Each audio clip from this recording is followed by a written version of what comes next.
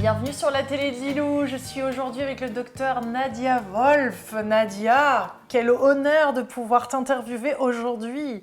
Nous nous sommes croisés plusieurs fois. Je vais te tutoyer quand même dans cette interview. Absolument. Malgré tous tes diplômes et ce que tu représentes dans le monde scientifique à travers ton travail. Tu es docteur en médecine, tu es aussi docteur en sciences. Tu es professeur à l'université, tu as publié de nombreux papiers scientifiques, plus de 200. Tu es auteur de plus de 25 livres. C'est juste incroyable. Tu nous viens de Russie. Tu as refait un double cursus parcours en France. Et je suis très touchée, tu sais, par l'honneur que tu me fais de pouvoir parler de cette dimension de toi. Donc, tu n'as pas encore, voilà, tu ne nous as pas partagé cette partie-là de toi, en tout cas sur les écrits. Les gens qui te connaissent plus personnellement le savent que tu as cette dimension spirituelle, connectée. Tu as tout un parcours. Au-delà de ton parcours scientifique, il y a un chemin de plus de 50 ans, plus même que ça, spirituellement. Et je suis ravie de pouvoir faire ce pont avec toi entre la science et la spiritualité. Merci de ta confiance et de pouvoir discuter de ça, parce que je sens que ça va être très profond, puisque tu es là au-delà pour nous faire passer des messages finalement entre cette sagesse ancestrale et ce qu'elle nous apporte pour aller au-delà de ces mots physiques et ces mots de l'esprit. Donc merci Nadia. Merci beaucoup. Moi, je suis très touchée et très heureuse de venir et de partager. Et surtout, on ne reçoit que pour le but de partage. Ouais. Donc, pour moi, c'est un immense bonheur de pouvoir partager les connaissances que j'ai amassées scrupuleusement lors de mes recherches de plus de 50 ans et des pratiques de médecine et d'acupuncture aussi depuis plus de 50 ans. Ouais. Pourquoi maintenant, à ton âge, là, aujourd'hui, à Paris, tu t'autorises à enfin en parler de cette quête que tu as avec un sens qui est profond par rapport à la vie? En tant que médecin scientifique et professeur enseignante universitaire, j'étais obligée et je m'imposais toujours une certaine conduite selon les paradigmes scientifiques et universitaires modernes, où le nom conscience ou l'esprit est un tabou. Parce que les connaissances factuelles et les médecines factuelles ne peuvent pas les prendre en compte. Même si tout le monde sait que la tête elle est attachée au corps et que nos états d'âme et l'état émotionnel il influence le physique et vice-versa. Alors, il fallait avoir une certaine légitimité reconnue par mes pairs scientifiques pour pouvoir parler de quelque chose qui m'anime, pour ne pas dire depuis ma naissance, mais au moins depuis le berceau. Ton adolescence, et plus en pratique, mise en pratique depuis l'adolescence, avec cette recherche, la quête d'initiation, qui peut passer par plusieurs formes, mais qui passe toujours par les recherches d'un maître. Tant qu'on est enfant ou adolescent, on rêve toujours de rencontrer un gourou qui va nous apprendre les choses surprenantes pour dépasser les limites de la conscience et les limites physiques. Et en même temps, le destin, il ne nous envoie pas forcément un gourou, peut-être il y a les gens qui c'est le cas, mais chez moi, c'était plusieurs maîtres qui j'ai eu la chance de rencontrer et reconnaître tout au long de mon chemin, qui venaient toujours dans les moments inédits pour orienter les pas et orienter le destin. Et c'est grâce à eux que le chemin était toujours facile, je ne veux dire pas simple. La différence entre les mots facile et simple quand il n'y a pas de problème, facile quand tout est clair. Finalement, mon chemin était toujours très très clair, parce que depuis tout jeune âge, j'ai compris que le chemin d'initiation, ce n'est pas juste un plaisir et la destination d'apprendre quelque chose et de devenir plus fort et de développer les capacités spectaculaires. Non, c'était le chemin vers l'objectif, vers la destination. Et que la seule destination que j'avais dans la vie et qu'on a dans la vie, c'est l'aider les autres. Chacun a sa forme. Pour moi, c'était la médecine. Pour quelqu'un d'autre, ça peut être la peinture, l'art, la musique, la poésie. Mais le but et la destination est claire. On développe les capacités supplémentaires comme un sportif qui apprend d'avoir les capacités incroyables. Pour l'objectif, pour lui, c'est franchir un exploit. Mais pour nous, l'objectif était clair. Développer les capacités supérieures pour pouvoir être plus efficace, pour mieux aider les autres. Est-ce que c'est, parce que tu es né en Russie, est-ce que c'était presque obligatoire à un moment par rapport à ce que tu traversais en Russie, d'aller chercher quelque chose d'autre, plus grand que toi, pour avancer? Les systèmes totalitaires russes qui ne permettaient aucune évasion géographique et aucune évasion sociale, et il ne laissait une seule échappatoire que personne ne pouvait enlever. C'est l'échappatoire de la conscience et de la spiritualité. Parce que ça, personne ne peut te l'enlever. C'est quelque chose que tu gardes à l'intérieur de toi. Alors comment toi tu vois la conscience?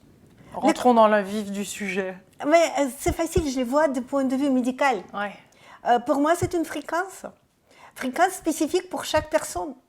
Regarde, on prend 2 cellules pour former un embryon, une ovule et un spermatozoïde.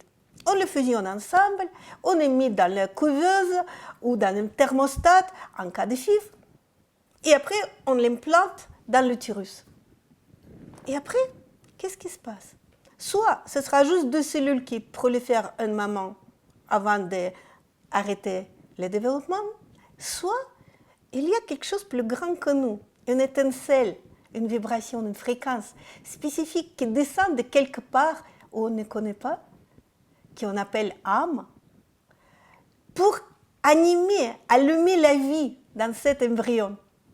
Et c'est cette étincelle qui va déclencher tout un programme génétique qui va tracer le chemin de développement de son corps, du système nerveux, ensuite les séquences de formation des organes. Tout ce programme génétique pour qu'elle se déroule jusqu'à le moment qu'un bébé vient au monde. Il est animé, allumé comme d'une électricité par cette petite vibration, cette fréquence qui vient de quelque chose de plus grand que nous. Mais c'est incroyable que les points énergétiques dans le corps, ils accompagnent cet voyage. Cette conscience, elle est là dès le début, finalement. Oui. Pourquoi la science moderne, traditionnelle, ne prend pas en compte cette étincelle de vie-là? Pourquoi elle le met de côté? Pourquoi elle ne veut pas le regarder? Pourquoi on ne le prend pas en compte?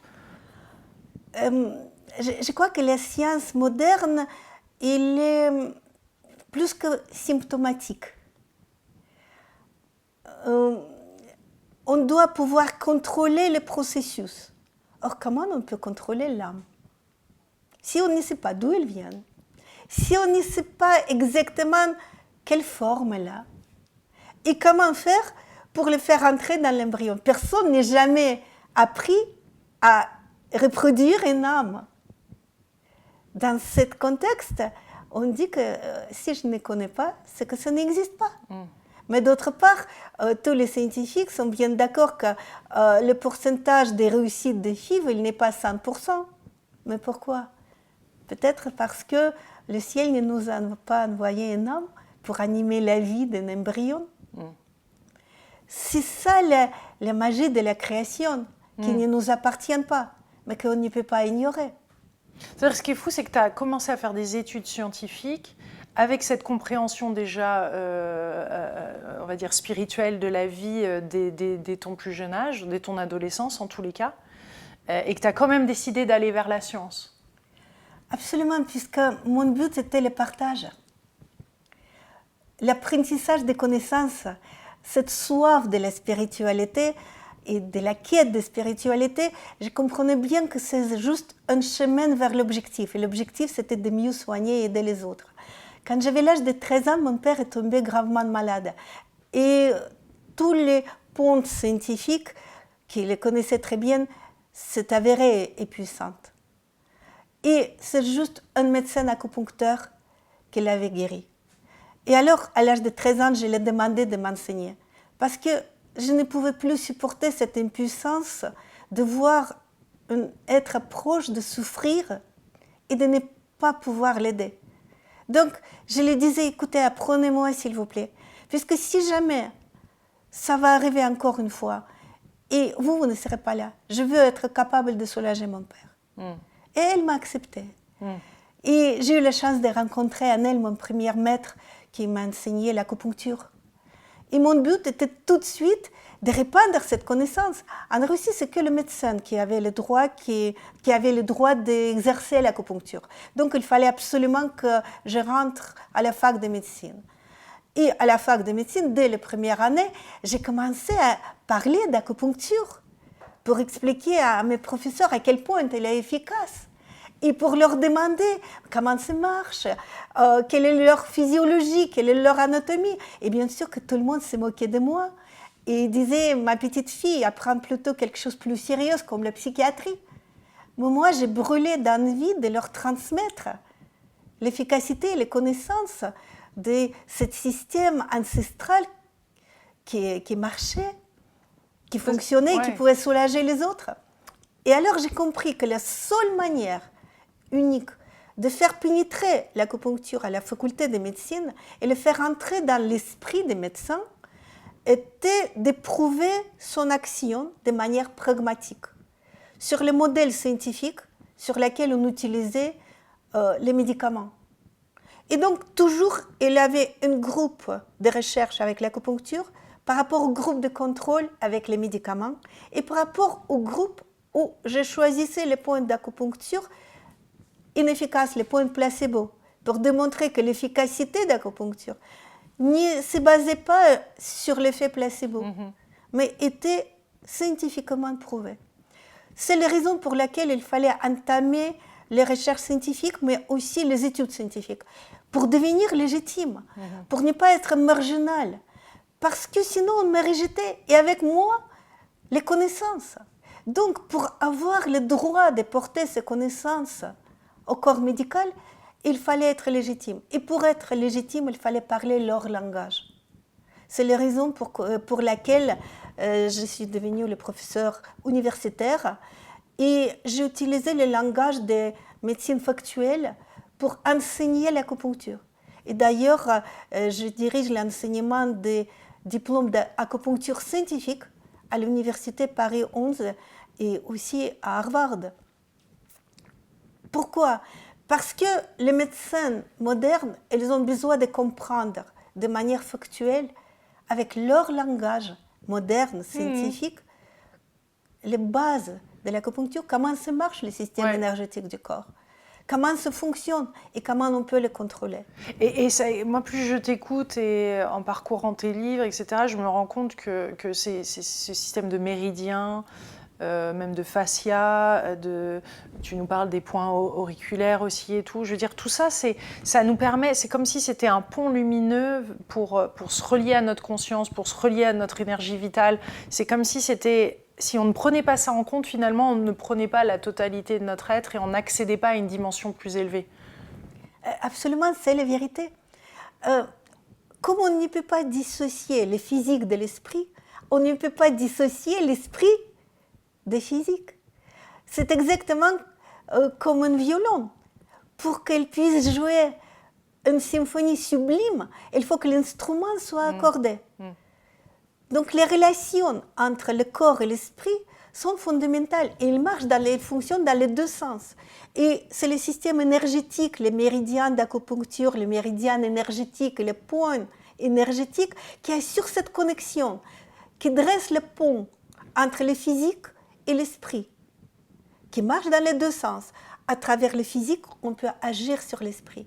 Et tout à l'heure, on a parlé des processus d'initiation, qui les gens initiés, les êtres sublimes qui ont ces capacités extraordinaires, développent chacun à leur manière. Le processus d'initiation est souvent très difficile, comme un entraînement très difficile pour devenir un champion. On ne peut pas sauter à 4 mètres sans entraînement. On ne peut pas développer les capacités nécessaires si il n'y a pas d'entraînement. Mais cet entraînement, il peut se passer de manière différente. Souvent par le chemin de souffrance. Parce que pour survivre à une souffrance incroyable, il faut bien développer les capacités supplémentaires. Un lapin court plus vite s'il y a un loup derrière. Et le chemin de souffrance est l'un des chemins initiatiques. C'est une école. On connaît tous les expériences des near-death experiences, des expériences de la mort imminente, quand les personnes reviennent de l'autre monde après un état de coma aussi, en développant les capacités de guérison spectaculaires qu'ils n'avaient pas avant, qui leur permettent de guérir des maladies qui semblaient incurables. Mais il y a une autre forme de développer ces capacités supplémentaires, sans souffrance. Et les points énergétiques sont comme les boutons pour permettre à développer les capacités d'esprit, les capacités supplémentaires de la conscience. Ouais, tu veux dire qu'il y a des points qui éveillent notre conscience. Absolument. Il y en a qui vont soulager des maux physiques, mais il y en a d'autres qui vont nous aider à activer notre énergie vitale, à nous sentir plus reliés avec le divin. Je crois que c'est même plus que ça. Puisque, qu'est-ce qui se veut dire, ces capacités supplémentaires? Pourquoi un peintre, elle peut reconnaître plus de couleurs? D'ailleurs, les chiens, et tout le monde sait que leur rétine reconnaît plus de 2000 couleurs différentes. Pourquoi une musicienne qui a une oreille parfaite peut reconnaître beaucoup plus de sons? Comment quelqu'un peut développer une intuition ou les capacités de guérison? Les capacités de guérisseur aussi. D'auto-guérison. D'auto-guérison ou de guérisseurs pour pouvoir avoir une intuition suprême, le toucher incroyable pour pouvoir ressentir ce que ressentent les autres et pouvoir le soulager. C'est aussi une don, mais ce sont aussi les capacités physiques. Alors comment ça fonctionne au niveau physiologique? Parce que finalement, cette capacité, ils se traduisent par quelque chose de concret qui se produit dans le corps et notamment dans le cerveau. Et les neurosciences modernes le démontrent de manière très factuelle. Nous n'utilisons pas tout notre cerveau. Il y a les zones du cerveau qui ne sont pas actives dans la vie normale. Par contre, on peut les activer, on peut les éclairer, on peut les remettre en marche. Et c'est ça ce qui permet de développer les capacités supplémentaires, les perceptions beaucoup plus aiguës des sons ou des images, mais aussi de l'intuition. C'est quelle partie du cerveau qui est souvent pas éclairée justement par rapport à ça? Il y en a plusieurs. Il y en a les parties au niveau des amygdales et il y a aussi les zones du cortex cérébral qui ne sont pas éclairées. Et les essais avec l'imagerie médicale, notamment avec IRM fonctionnel, permettent de découvrir de manière très limpide comment les stimulations d'un point énergétique activent une zone dans le cerveau de manière très spécifique, comme elle était reliée juste par un réseau invisible directement, reliant le point avec les zones cérébrales. Mais alors il y a plusieurs, on dit souvent que dans le pied il y a toutes les parties du corps qui sont représentées. Ici tu nous expliques dans ton livre sur les points de réflexologie auriculaire que c'est la même chose, finalement tout le corps est représenté ici. Je suppose que le corps on peut lui-même le connecter directement, donc il y a plusieurs points d'accès finalement pour une même chose, non? Absolument, sauf que les dimensions d'accès sont différentes. Ouais. Là, tu as parlé des zones réflexes. Ouais. Les zones réflexes du pied ou aussi des réflexologies auriculaires. Comment ça marche? Dans le cerveau, nous avons une carte avec les représentations de tous les organes du corps. Ainsi, le cerveau est un centre de commande qui, à chaque instant, est au courant de tout ce qui se produit dans l'organisme, dans chaque partie de l'organisme, à chaque instant. Et cette carte se reproduit finalement dans chaque cellule, mais elle est plus visible au niveau des pavillons de l'oreille ou au niveau des plantes des pieds. En cas de dysfonctionnement d'un organe, par exemple, si hier on a bu un peu trop de champagne, et ce matin,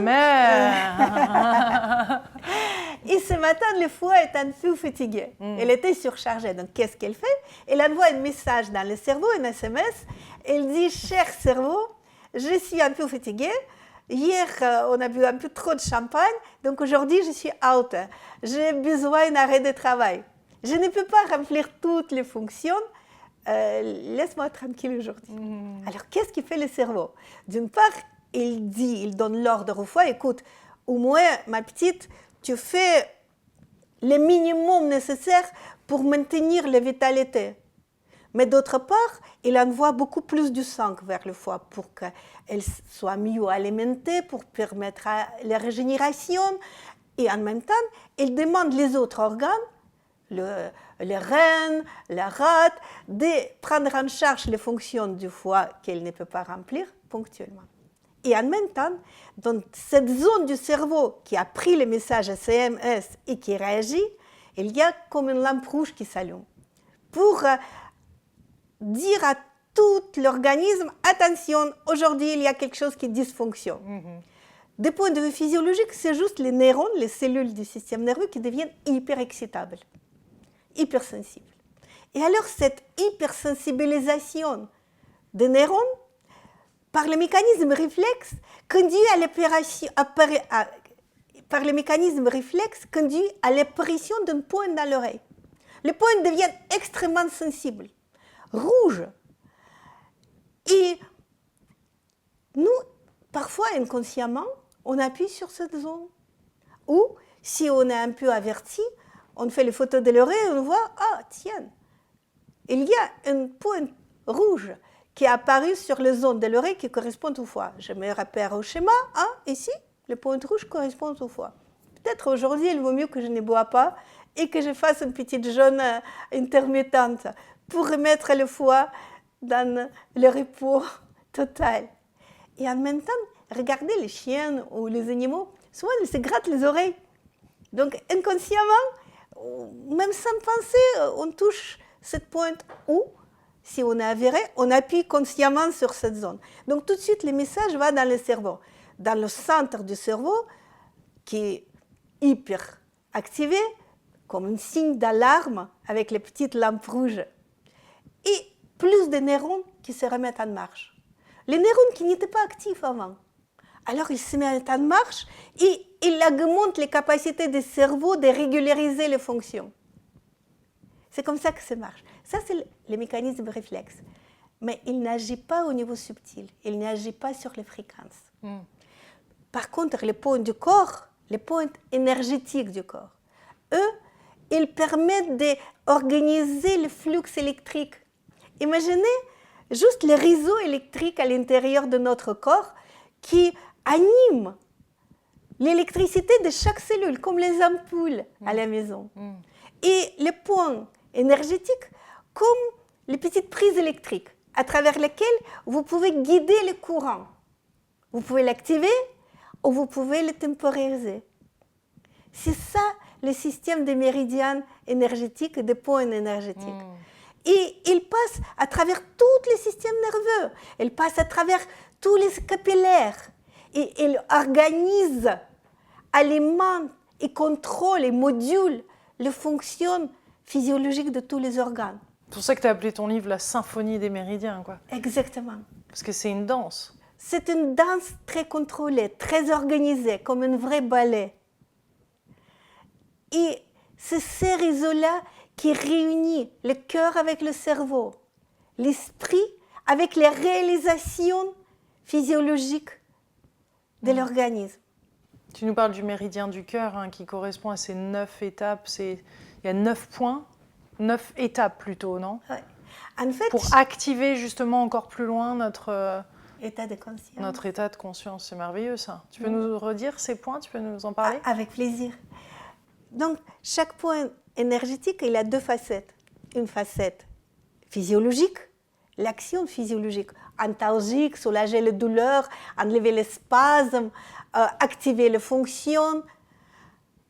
Et en même temps, une dimension spirituelle, dont l'action agit au niveau du système nerveux central et permet de développer ces capacités de la perception spirituelle plus aiguillées. Et les méridiens du cœur, les méridiens énergétiques du cœur, justement symbolisent les chemins initiatiques. Le premier point du méridien du cœur porte le nom la source ultime, l'accès aux possibilités infinies. Il n'y a pas de limite aux possibilités de l'intelligence et de l'esprit humain. Il n'y a pas de maladies qui ne peuvent pas être curables. Il n'y a pas de problèmes qu'on ne peut pas résoudre. Nous venons au monde avec les promesses d'accès aux possibilités infinies. Comme un enfant, il croit à la magie. Mais c'est la vérité, c'est la réalité. On a l'accès aux possibilités infinies de l'univers. Et c'est ça le symbole ultime et les promesses du premier point du méridien du cœur. Et pour commencer le chemin initiatique, il faut y croire. C'est vraiment la seule condition prérequise. C'est une grande condition prérequise. Il faut y croire aux possibilités infinies. Mais quand tu regardes les Jeux paralympiques, quand les gens qui étaient condamnés au fauteuil roulant, qui font les exploits physiques incroyables, tu crois, tu ne peux pas ne pas croire. Et quand l'expérience, ouais. Bien sûr, et puis quand tu prends dans les bras un bébé, un nouveau-né, et tu vois la magie de la vie, comment on peut ne pas croire aux possibilités infinies?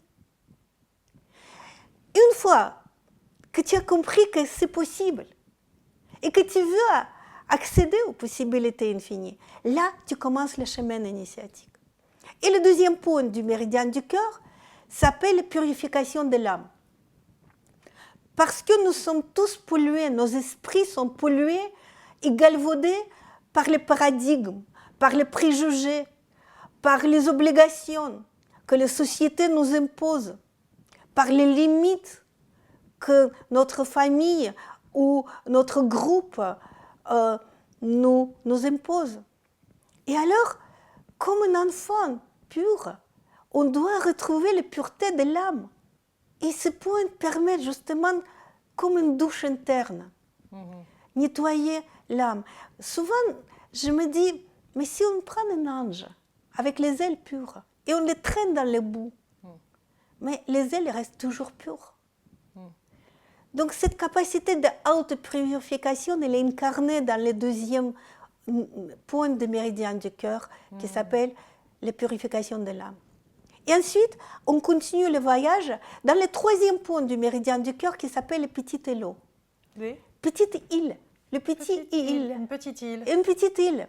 Et qui représente notre jardin secret. Parce que pour entamer le chemin initiatique et développer les capacités supérieures, il faut s'éloigner de la vanité du monde. Parce qu'avec toutes nos préoccupations, tous nos devoirs, toutes les informations qui nous tiraillent dans tous les sens, on ne peut pas se concentrer sur l'évolution de l'esprit, sur l'élévation de la conscience, sur notre chemin, sur notre mission de la vie.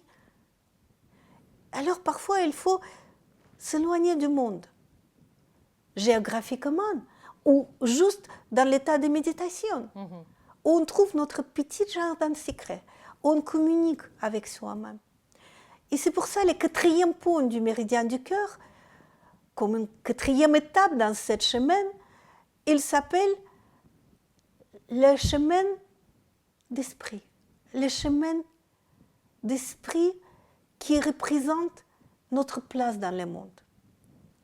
Le chemin de l'âme, c'est son nom exact.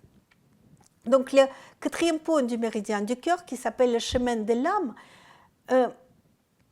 imaginez un adolescent qui cherche sa place dans le monde. On s'est tous posé la question, mais pourquoi je suis né? Quelle est ma mission? Quel est mon rôle? À quoi je suis prédestinée? Quel métier dois-je choisir? Et même à n'importe quel âge, parfois, on est tiraillé par la même question. Est-ce que je suis bien à ma place? Bien sûr. Et ce point, le chemin de l'âme, permettent de connaître, de comprendre soi-même. Quelle est ma mission? Quelle est la technique que je peux développer pour mieux aider les autres? Quel est mon métier? Et ensuite, le 5e point du méridien du cœur s'appelle justement la pénétration interne, où finalement on est capable de pénétrer à l'intérieur des matrices de notre esprit et de comprendre soi-même et de communiquer avec soi-même. Mais plus que ça, exprimer cette communication, ce qu'on a appris, ce qu'on a compris, le formuler et l'exprimer. Ce sera aussi un grand point pour développer le langage. Mais aussi, ce point est connecté avec les yeux qui brillent, les yeux qui transmettent cet élan, cette envie de partage. Souvent, on dit que les yeux sont le miroir de l'âme. Souvent. C'est vrai Oui, pour toi? Absolument. Et se passe à travers ces points. Les premiers points, donc le point 4 du méridien du cœur qui s'appelait le chemin de l'âme, et là, la pénétration interne. On pénètre dans le labyrinthe de l'âme pour comprendre, pour l'exprimer par les regards ou par les paroles. Et ensuite, le prochain point, le point 6 du méridien du cœur, s'appelle la crise interne. La crise interne. La crise interne. Parce que la crise, c'est une partie inévitable du développement. Un lapin court plus vite désormais s'il y a un loup derrière. Et même si on voudrait bien éviter les épreuves, elles sont nécessaires. Pourquoi? Parce que face aux épreuves et obstacles, on est obligé de sortir de notre zone de confort et de se donner un coup de fouet pour s'entraîner, pour développer les capacités supérieures. Parce que pour dépasser, pour surpasser les obstacles, il faut faire une parabole. Ce n'est pas par les voies de bas qu'on les surmonte. Mais quand on dit surmonter, il y a le sens d'élévation. Donc, il faut s'élever pour pouvoir enjamber l'épreuve ou l'obstacle. Et pour ça, il faut un entraînement, il faut un effort. L'épreuve, la crise, nous incite à faire une épreuve qui est nécessaire pour développer les capacités supplémentaires. Et une fois qu'on a enjambé les crises, là, on a le 7e point du méridien du cœur qui s'appelle la porte d'esprit. Parce que là, on est conscient de pouvoir communiquer avec vous, notre conscience. Ce point va vous permettre de vous apaiser, de trouver l'état de calme, dans n'importe quelle situation, même au milieu d'une tempête. Ce point va vous permettre de remettre en marche votre esprit et la conscience de manière consciente. Parce qu'on a trouvé la porte vers l'esprit, le bouton juste qui va l'activer. Et ensuite, le 8e point du méridien du cœur, avant-dernière, c'est mon point préféré. Elle s'appelle « L'univers est ma maison ». Et l'image d'un petit escargot qui porte sa petite maison sur le dos partout où il va. Peu importe à ce niveau de conscience, peu importe où on habite, en Russie, en France, en Sibérie, en Afghanistan, on se trouve dans un désert ou dans l'avion. Partout où on y va, on a les capacités d'aider les autres. Parce que nos connaissances, notre technique d'aider les autres, notre état d'esprit qui va les aider, il est toujours avec nous. Personne ne peut nous les enlever. Donc, on vient au monde, partout dans le monde, avec nos capacités développées de les aider. On n'est plus un touriste qui regarde avec froideur et indifférence les souffrances des autres. On fait immédiatement partie des familles, de tous les gens où on va. Parce qu'on a cette capacité de les aider, de les soulager, de leur apporter quelque chose. Et pour moi, c'était magique notre arrivée en France. On est venu sans rien, sans argent, puisqu'on a tout perdu à la frontière. Sans argent, sans langue, puisqu'on n'a pas parlé un mot français.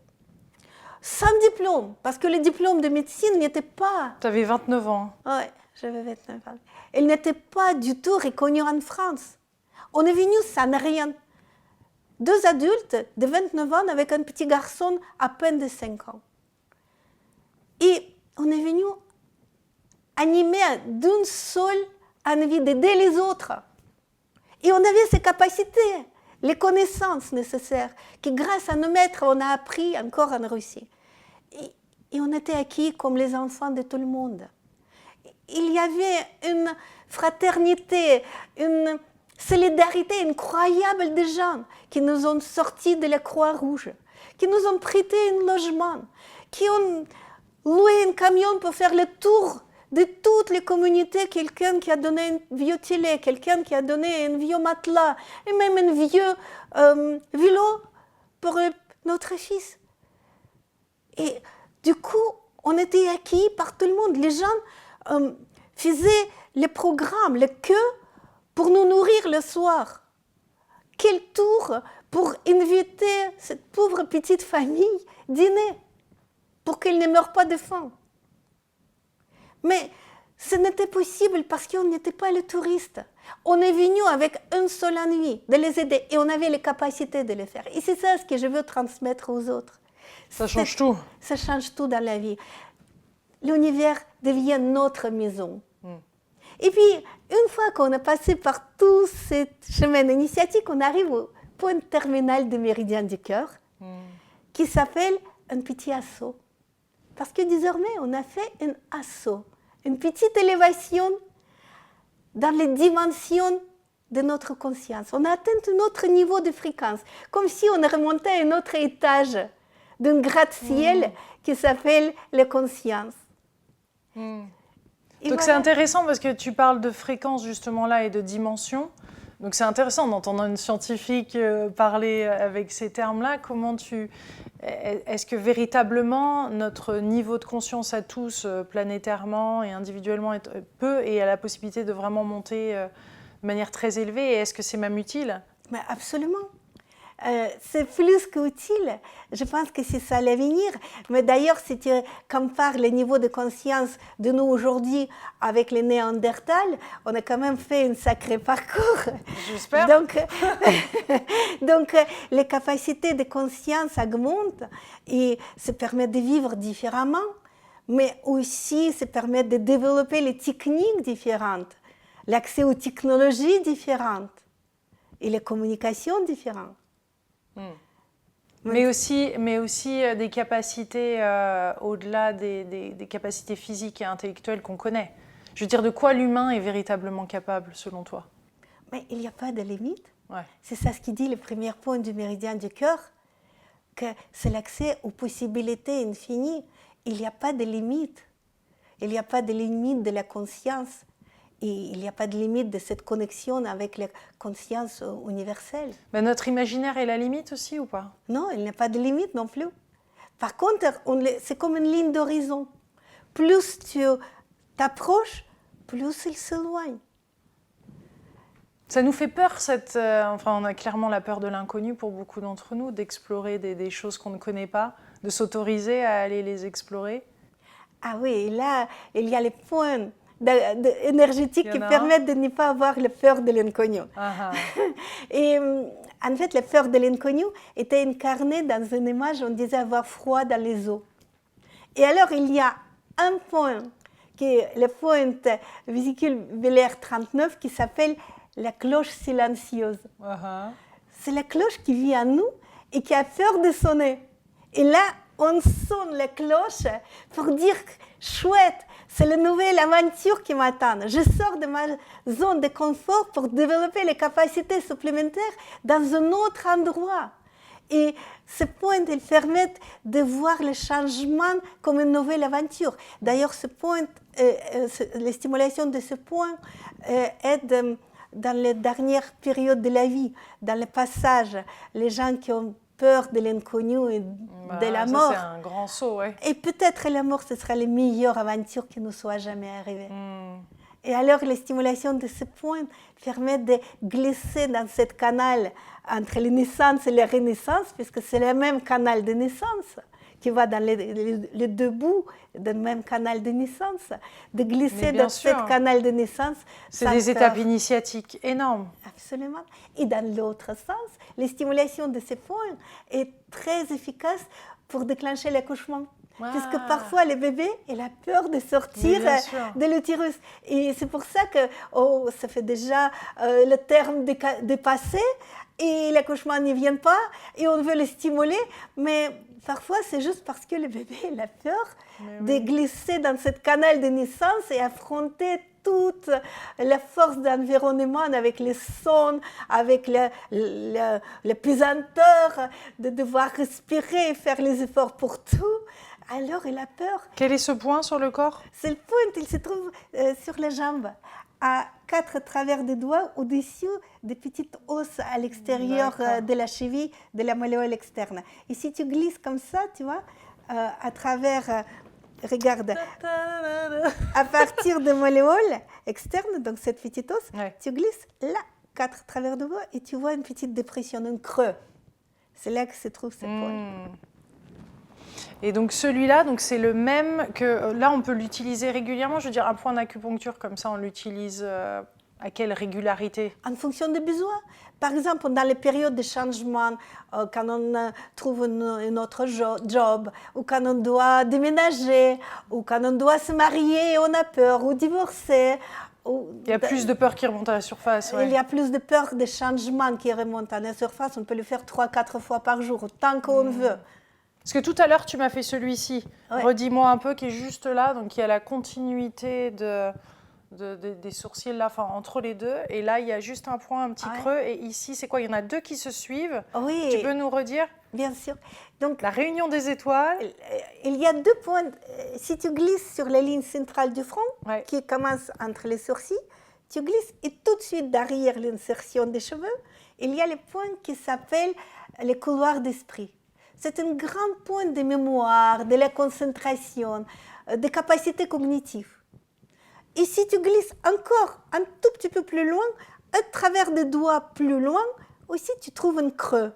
Et là, se trouve un point qui s'appelle l'union des étoiles. Un grand point de connexion, de l'état de conscience, de l'intuition, des capacités de perception du monde, pour aiguiller toutes ces capacités. Mais c'est fou parce que quand tu m'as appuyé sur ce point, j'ai immédiatement vu comme un tunnel d'étoiles qui se déversait de l'univers en direction de mon cerveau. Et c'est vrai que j'en suis aujourd'hui à ma 5e interview, donc forcément, il y a un peu de fatigue, etc., une nuit plus courte, et ça peut quand même être très utile de recevoir ce couloir d'étoiles d'un seul coup. C'est le meilleur point pour ne pas s'endormir pendant un congrès ou pendant un une concert interview, c'est mieux, hein. ou pendant une interview. C'est mieux. Parce que ça permet tout de suite d'éveiller la conscience, mobiliser toutes les forces de conscience. Tes yeux s'ouvrent instantanément sans mettre les allumettes dedans. Tes oreilles s'ouvrent à tous les sons. Tu actives tous les organes des sens et tu actives l'état de conscience. Ça permet de l'activer. De manière immédiate. Donc, tu as très bien ressenti ce canal énergétique qui traverse le corps complètement à partir de ces points jusqu'au milieu des pieds. Ouais. Tu sais, les chamans, genre j'avais eu la chance de rencontrer Sandra Ingerman, une grande chamane, je crois que c'était au Nouveau-Mexique, et elle disait que l'âme se défragmentait au moment de traumatisme dans notre vie. Donc c'est-à-dire qu'il y a une bout de l'âme qui décide de ne plus être vivant, de ne plus incorporer, parce que c'est trop douloureux à ce moment-là. Est-ce qu'il y a un point comme ça qui permet de stimuler l'âme pour lui dire « c'est ok de revenir » et it's safe now, you know? C'est ok maintenant, tu seras en sécurité de revenir dans ce corps, de revenir sur Terre, de revenir te réincarner? Je vais répondre dans le même sens, mais par les facettes scientifiques. Les chocs post-traumatiques, les chocs émotionnels, ils vont directement sur le programme génétique. Si vous imaginez les cascades de gènes à l'intérieur d'une spirale d'ADN, dans chaque minuscule noyau de chaque cellule du corps, ce sont comme les vibrations, comme les fréquences. Et alors, le choc post-traumatique, le choc émotionnel va directement dans la génétique. C'est comme un bug informatique, un virus informatique qui perturbe les séquences génétiques. Donc, c'est plus que séquestration de l'âme, c'est aussi la disruption d'une séquence génétique. Qui peut produire les effets même 30 ans plus tard. Et les points énergétiques ont une grande action sur le choc post-traumatique. Il permet de réinitialiser le code génétique. Comme si on faisait les recettes, de les remettre, de les faire revenir à sa programmation initiale. Et il existe un méridien, un canal énergétique qui s'appelle la protection interne, qui justement sert à la protection des codes génétiques et la protection de notre âme, qui fait une partie intime des codes génétiques. Et le point qui ouvre, le point clé qui ouvre ce canal de la protection interne, on l'appelle le vaisseau de la protection interne. C'est le point maître du cœur 6, qui s'appelle aussi les barrières internes. Notre contrôle, self-control, notre seuil de sensibilité. Et pour les trouver, c'est très facile. Tu les trouves toute seule immédiatement. À partir du milieu du pli du poignet, sur les faces internes, on calcule 3 travers des doigts et le point se trouve juste entre les 2 tendons, dans la petite dépression que tu as trouvée. Et c'est là qu'on stimule ce point. Ah oui, tu appuies quand même, toi. Tu appuies sur ce point. Tu appuies quand même pas mal. Ah non, le point, il est dans les profondeurs. Bah là, tu as ton ongle qui s'enfonce dans ma paume. Pas l'ongle, regarde. C'est le bout du doigt? Le bout du doigt, ouais. Tu vois. Et là, une fois que tu es pénétré, ça fait pas mal, n'est-ce pas? Non. Là, tu fais les petits mouvements circulaires pour activer le point. Combien de fois? 20-30 secondes. Là, regarde. Au bout de quelques secondes... Là, tu lui dis quoi, là, au corps? Tu le dis point, coco. Regarde, le point devient chaud. Tu ressens la petite chaleur dans le point. Ouais. C'est le signe qu'il est activé. Donc, c'est bon. D'accord. Et justement, on a fait les formations en ligne qui s'appelle Acupression pour tous. Ah oui, je vais mettre les liens sous la vidéo. Parce que je voulais partager ces connaissances. Bah oui. Pour les gens non initiés, pour tout le monde, les enfants et les adultes. C'est le clavier de notre organisme. Et ces points énergétiques peuvent nous aider dans n'importe quelle situation dans la vie quotidienne. Et lors de problèmes émotionnels ou physiques. C'est-à-dire que quand on a quelque chose qui se passe mal, ou même une dispute, ou quelque chose de plus important, on devrait avoir le réflexe d'appuyer là. Ça peut être pour soulager le mal de tête, ou débloquer la nuque, ou quand on est enrhumé. Celui-là, il y en a un là, non? Oui, exactement. Mais tu le connais déjà, le point de réunion des 2 vallées qui permet de soulager le mal de tête et de boucher le nez. Ouais. Et puis, il y a les points qui permettent de gérer le stress, mais aussi de retrouver la joie de vivre, la confiance en soi. C'est quoi le titre de ton livre d'ailleurs sur les crises, les moments de crise, s'adapter Ah oui, le guide de survie en temps incertain. En temps incertain. Ouais. Mais j'ai compris que les livres n'étaient pas suffisants, que les gens avaient besoin de la pratique. Ouais, puis de le voir. Et c'est pour ça qu'on a enregistré plein de vidéos très concrètes, donc toutes les formations d'acupression pour tous, et il est en ligne à 100%. Génial, et on a enregistré plein de vidéos, comment trouver le point, comment appuyer, et puis toutes les situations pratiques concrètes. Quel point appuyer quand on a mal à la tête, quel point à appuyer quand on a le nez bougé, ou quand on est dépressif. C'est où alors pour les dépressifs? Mais pour les dépressions pour les moments de dépression. Dans les moments de dépression, c'est très important de retrouver la sécurité. Ouais. Les sensations de sécurité et de confort, partout où tu vas. Et c'est un très grand point qui s'appelle les grandes enveloppes, qui se trouve juste ici. Tiens, regarde, sur la gauche. Les 2 côtés, regarde, quand tu fais ça, voilà, tu as trouvé ce point. Dans l'espace, c'est parfait. Tu vois, les points qui s'appellent les grandes enveloppes, puisqu'ils enveloppent les poitrines, le cœur, mais aussi c'est comme les bras de maman qui t'embrassent. Ah oui. Donc quand on n'a pas été trop pris dans les bras, c'est bien de se faire ça. Hein? Oui, et puis dans n'importe quelle situation, tout de suite, tu te trouves à la maison, dans l'endroit de sécurité inconditionnel, où tu peux revenir même quand tu n'es pas sage. L'endroit de la paix intérieure. Et on peut mettre sur ces points, on peut mettre quelques gouttes d'huile essentielle du cyprès. Ouais, parce que tu combines ça forcément avec des huiles essentielles. Quelle est ta vision sur les huiles essentielles? Mais c'est l'extrait des plantes. Donc, elles contiennent la partie la plus forte et la plus puissante des plantes. Et c'est formidable d'appliquer les huiles essentielles sur les points énergétiques, puisque ça permet de prolonger leur action. Une fois que tu les actives, la présence de cette substrat de plantes va agir tout au long de la journée.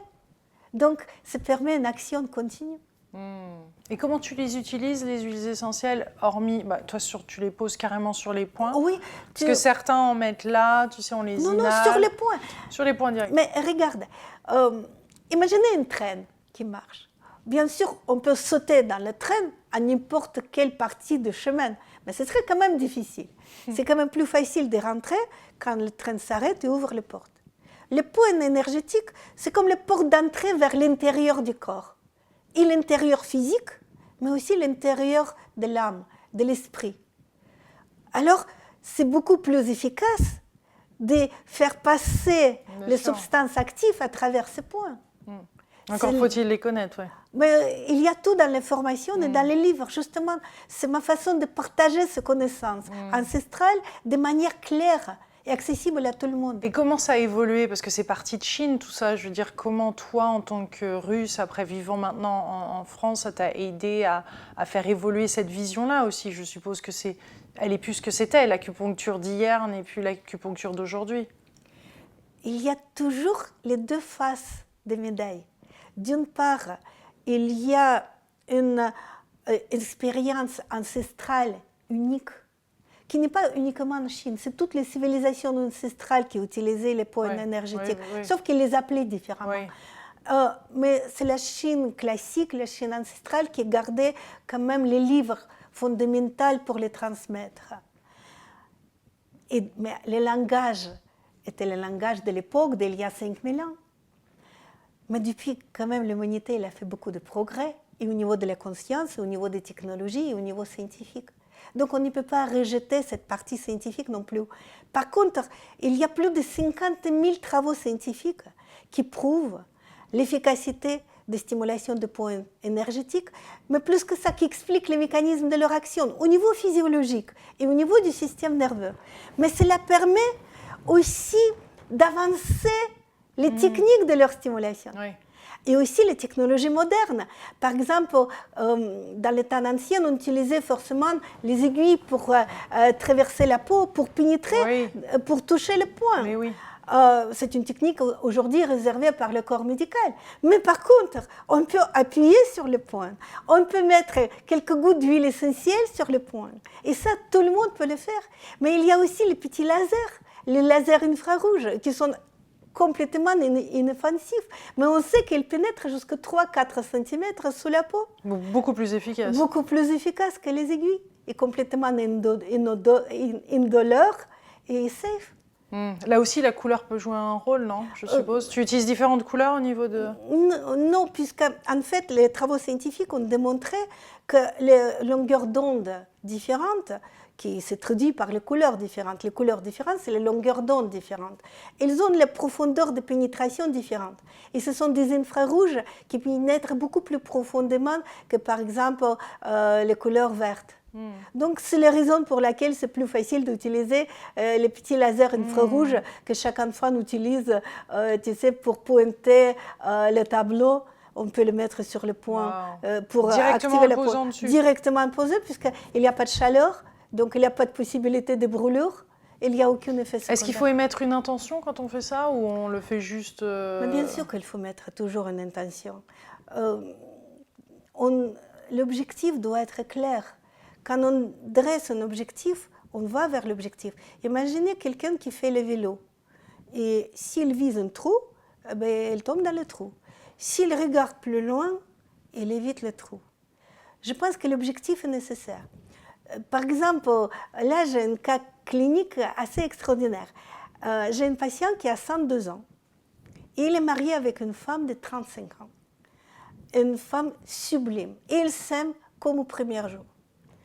Et le monsieur, il a un cancer de la prostate dans le stade très, très avancé. Et quand je l'ai vu pour la première fois, il était très, très fatigué, déprimé et avec le douleur. Et puis, au fur et à mesure des traitements, ça allait de mieux en mieux. Alors, il a oublié ses béquilles, et il venait tout content. Il disait qu'il retrouvait la joie de vivre et que son énergie montait. Et du coup, ses tests immunitaires étaient aussi meilleurs, les tests cliniques. Et puis là, je ne l'ai pas vu pendant quelques temps et je le revois au mois de septembre et je retrouve complètement éteinte. Il se trouve que quelqu'un qui l'avait dit, mais vous savez, ça fait déjà longtemps que vous vous battez avec votre cancer, vous avez peut-être beaucoup plus que les autres. Et donc, c'était une phrase complètement anodine. Mais c'est le déclenché, il dit que peut-être il est au bout de sa vie. Ouais, l'effet nocebo. Et donc, qu'est-ce qu'il s'est dit? Il s'est dit qu'il ne peut pas laisser sa jeune épouse la charge de son enterrement et des funérailles. Donc, tous les jours, il est allé dans les pompes funèbres pour organiser ses funérailles, trouver un cercueil, faire le paiement nécessaire. Et du coup, je les trouve complètement éteintes. Et je lui ai dit, écoutez, si vous visez cet objectif-là, vous irez dans cet objectif. Si vous visez l'objectif de vivre que le destin vous prête, autant du temps que le destin vous prête, mais heureux avec votre jeune épouse, et lui faire plaisir et vous faire plaisir, votre vie sera différente. On voit où on pose l'objectif. C'est une belle leçon, juste là. Les chakras, alors, en lien avec ces méridiens, je veux dire, quel est leur rôle, finalement? Parce qu'on les connaît, ces centres énergétiques, on en parle plus que des points énergétiques du corps, les autres. Comment ils interagissent entre eux? Mais ils ne s'interagissent pas, ce sont des points énergétiques, c'est juste leur nom est différent. Ouais. Mais dans tous les chakras, se localisent les points énergétiques. Sauf qu'on Ils ont l'air plus gros, ceux-là, je veux dire, ils sont représentés sur des dessins. Oui, mais les dessins sont symboliques. D'ailleurs, le point énergétique, il change de taille. Et il y a le tout petit, il y a le plus grand, et en fonction des situations et de l'état de l'organe correspondant, les tailles changent aussi. C'est un système dynamique, c'est une anatomie dynamique du corps et non pas fixe. D'ailleurs, on ne peut pas le trouver sur un cadavre. C'est le signe de la vie, c'est l'électricité du corps. On en revient au début de cette interview. Bien sûr, c'est l'électricité du corps qui est le prérogatif des systèmes vivants. C'est l'étincelle de la vie qui est canalisée dans les canaux, dans les méridiens énergétiques qui sont maintenant visualisés avec les microscopies électroniques. Désormais, on a les substraits anatomiques de ces canaux subtils. Et dans les chakras, il se localisent les points énergétiques. Sauf que dans les systèmes des yogis, on les active de manière mentale lors de méditation, mais on peut très bien les activer par les actions mécaniques. Mais alors, je suis perdue entre les 9 points des méridiens du cœur et le chakra du cœur, par exemple. C'est-à-dire que le chakra du cœur aurait son... Est-ce que tu peux nous expliquer justement et nous dire? Bien sûr. En fait, le canal, le méridien du cœur, imaginez que c'est le fil électrique, le réseau électrique qui relie la surface des tissus, la surface du corps avec le cœur. Tandis que le chakra du cœur, il se trouve au niveau de la poitrine, où se trouve l'accès à l'organe cœur. Et non qui pas n'est pas système juste au même endroit en plus. Ben non, puisque c'est l'organe. Là, on vise l'organe cœur. Le système énergétique vise l'électricité du cœur. L'électricité du cœur, c'est le champ électromagnétique. D'ailleurs, quand on enregistre l'électrocardiogramme, regardez, on met les électrodes sur les deux poignets, la jambe, et ensuite il y a les électrodes autour du cœur. Donc l'électricité du cœur, elle se répand. Elle va très loin, elle est immense. Très loin. Elle est immense. Et là, c'est les méridiens, c'est comme l'électricité qui les canalise. Ouais. Donc tout à l'heure, quand tu parlais de ces 9 points, ça se passe plus au niveau de la main, parce que le 9e, tu touchais le bout de ton... Oui, elle se trouve de deux côtés, des bras, et justement, elle glisse à travers l'avant-bras, les bras, les poignets et la main. Donc tu vas aux extrémités. Tu vas aux extrémités. Mais si tu veux accéder au chakra du cœur, tu as un point énergétique. Il y a un point énergétique ici qui s'appelle le point accès au cœur. Ouais. ou accès au péricarde. Ouais. Donc, il y a les 2 pointes, vasoconstricteur 17, le milieu de la poitrine, qui est le point d'accès au péricarde, donc à l'enveloppe du cœur, qui se trouve au milieu de la poitrine, sur les lignes passant par les 2 mamelons, et le point accès au cœur, qui se trouve à 2 travers des doigts au-dessous du sternum. Et là, nous avons les chakras du cœur et nous avons l'accès direct à l'organe cœur et non pas les systèmes énergétiques. D'accord. Ouais, bah merci pour cette précision parce que c'est vrai que c'est tout un univers encore. Alors, est-ce qu'il y a autre chose que tu voulais spécifier? Parce que je sais que cette interview pourrait durer très longtemps, beaucoup d'heures. Mais qu'est-ce qui est important à dire par rapport à différents points qui pourraient être utiles à dire ou de fonctionnement du corps pour bien qu'on comprenne l'importance de ces centres, de ces points énergétiques qu'on a? Je crois qu'au lieu de parler de théorie, parlons de pratique. Ouais. Et toi, Loulou? Ah zut! Aujourd'hui. Regarde là, Nadia, quand même, ça y est. Aujourd'hui. Elle est adorable. Non mais vraiment. De quoi tu as besoin? Qu'est-ce que tu voudrais développer dans ton corps, dans ton esprit? Où tu te trouves maintenant? Quelle est ta quête aujourd'hui? Qu'est-ce que tu as besoin, toi? Moi, j'ai des grandes visions, des grandes belles visions, et peut-être ça serait d'avoir plus confiance en moi que si ces visions m'ont été données, si j'en ai la capacité de les manifester. Donc m'aligner pleinement avec ça sans avoir de doute sur ma capacité de le faire finalement, parce que je ne suis pas forcément celle qui va l'orchestrer. On sait qu'il y a bien plus que nous. Donc ça serait plus sur cette confiance, cette relation de confiance entre mes propres capacités physiques à pouvoir véhiculer, être le véhicule d'une vision divine, tu vois, d'une vision de l'âme. C'est-à-dire faire plus encore rassembler les deux. Qu'il y ait pas de... Parce que je trouve que la capacité de l'âme est juste infinie à pouvoir voir, orchestrer, connaître, avoir foi et tout, et que nos capacités physiques, des fois intellectuelles, de mémoire, de tout, en fait, peut me retenir, je vais dire moi, puisque là je parle de moi, mais va me retenir. En fait, je me donne comme un frein, un blocage à la réalisation qui finalement peut se faire beaucoup plus simplement qu'on pense, quoi. On est nos propres freins, hein. On est d'accord? Donc ce serait plus ça pour... je pense qu'il y a beaucoup de personnes aussi qui regardent, qui sont dans cet élan de créer leur mission de vie et en ont envie, et il y a comme un gap, tu vois, il y a comme une étape encore à franchir. Oui, est-ce que ça a du sens, ce que je viens de te dire? Je ne sais pas, mais qu'as-tu entendu? Je crois que oui, et je crois que là, tu touches 2 questions importantes. La première, c'est comment distinguer le réel de l'irréel. Quand on glisse sur les ras de rasoir entre les 2 bords, d'une réalité et de notre imagination. Ouais. Comment distinguer les vérités des faux. Et la deuxième question, c'est la question d'avoir confiance en soi. Et donc, je vais t'enseigner 2 points. Magnifique. Les premiers points... Tu as des points pour tout. Mais c'est notre organisme qui a les points pour tout. En fait, les points énergétiques, ils sont incarnés dans notre anatomie. Ouais. Nous venons au monde avec un clavier de points qui permettent justement de moduler toutes nos réactions physiques, émotionnelles ou spirituelles. Et c'est tellement important de les connaître. D'où, pour moi, l'importance d'écrire les livres et de faire ces formations adressées à tout le monde. Oui, parce que ton agenda, il est rempli depuis très longtemps. Mais en fait... Tu ne peux pas te dédoubler. Hein. Je crois qu'une seule personne ne peut pas guérir le monde entier, même si elle est très ennuyée.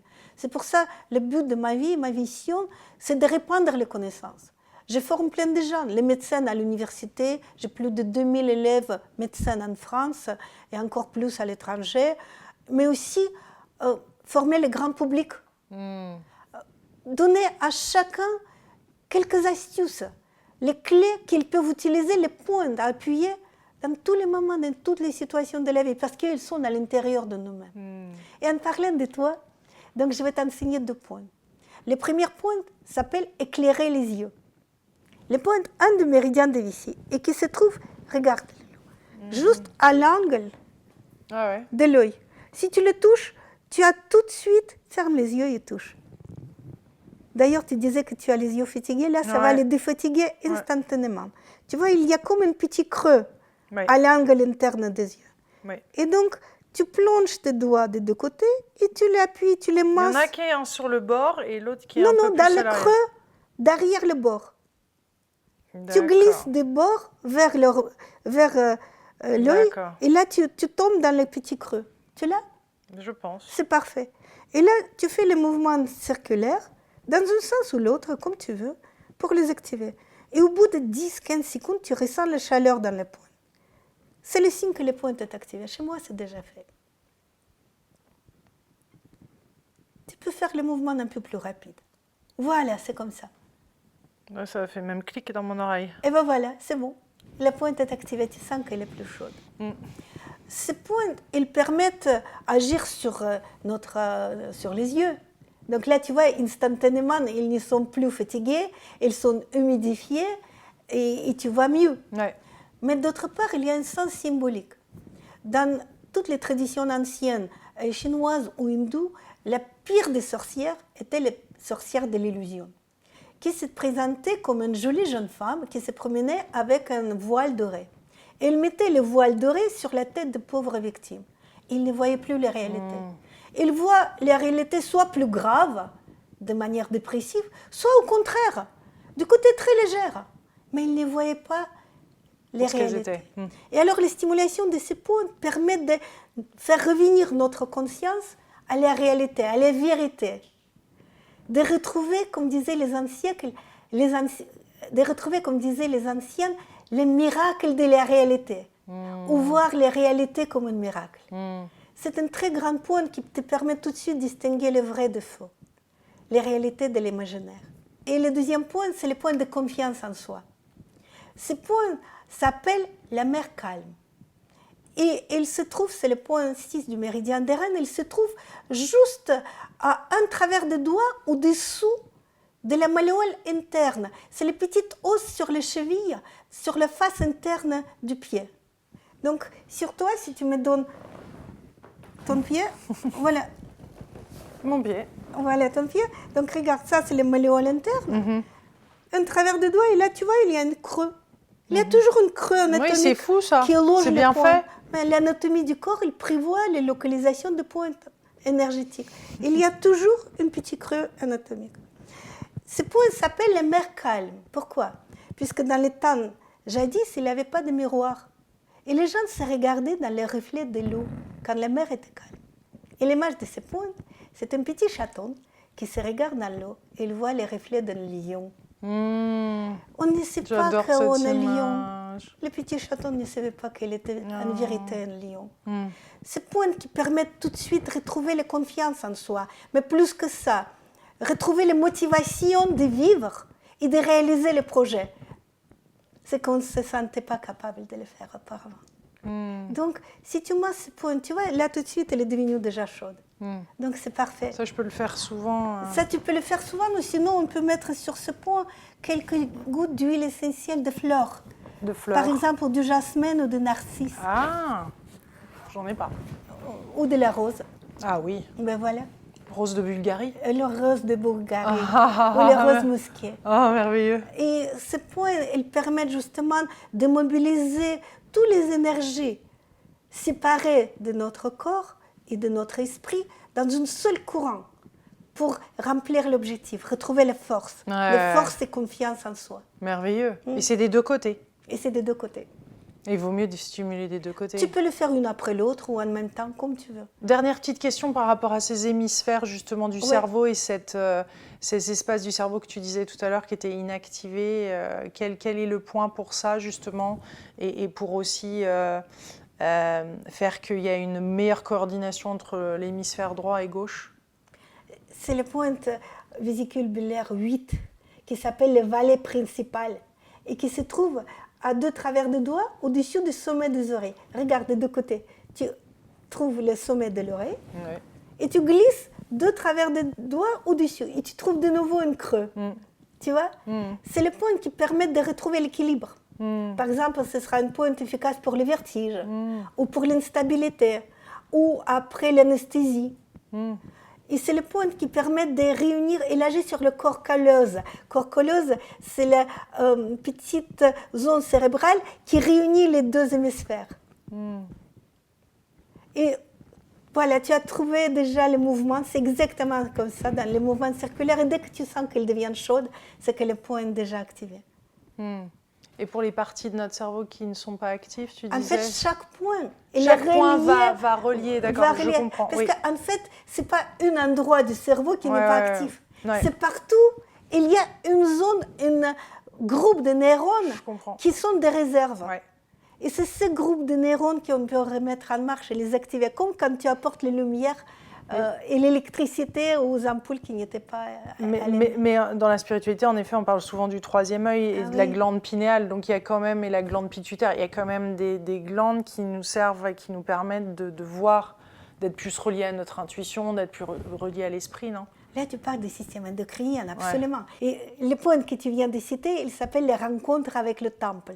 Tu vois, les petits points, juste entre les deux sourcils, il y a toujours un petit creux. Les rencontres avec le temple, c'est un nom symbolique de ces points, puisque dans les temps anciens, quand on rentrait dans le temple, avant de pénétrer le temple, on touchait le sol avec le front.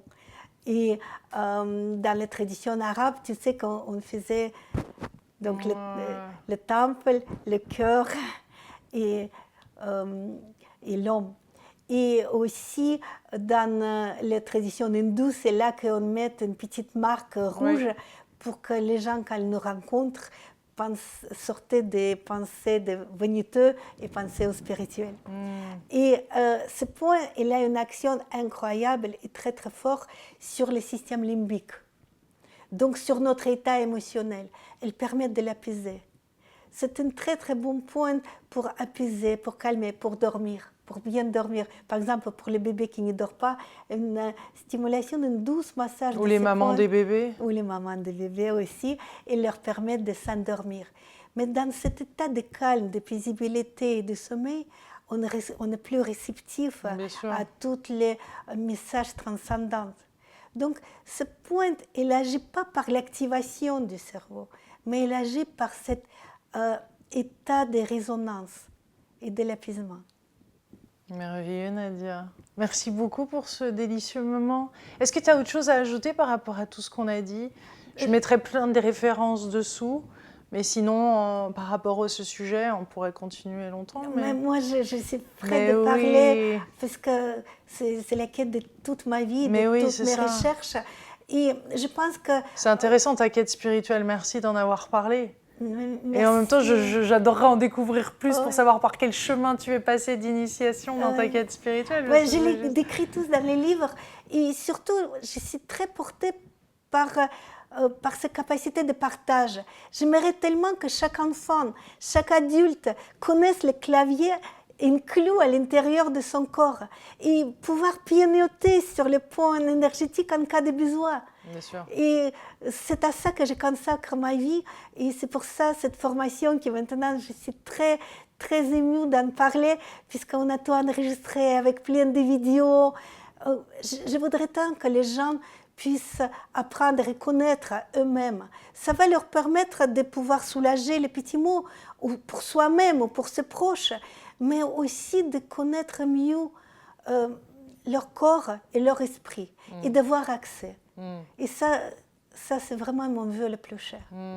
Merci beaucoup, Dr Nadia Wolf. Merci, on t'embrasse. Gros bisous à vous tous, chers co-créateurs. Merci d'avoir écouté cette interview. Merci de la partager avec le plus grand nombre. Au revoir. Merci, Nadia. Au revoir, merci beaucoup.